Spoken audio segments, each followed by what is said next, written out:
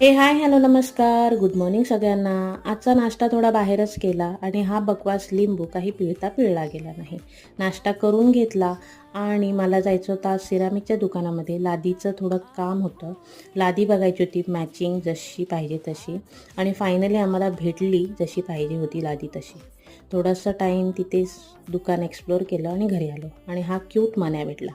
जेवण करायचं होतं पण दररोज काय बनवायचा हा प्रश्न पडतो मला, म्हणून आज सोयाबीनचंच काहीतरी करायचं ठरवलं. आज पण भाजी नव्हती बनवणार.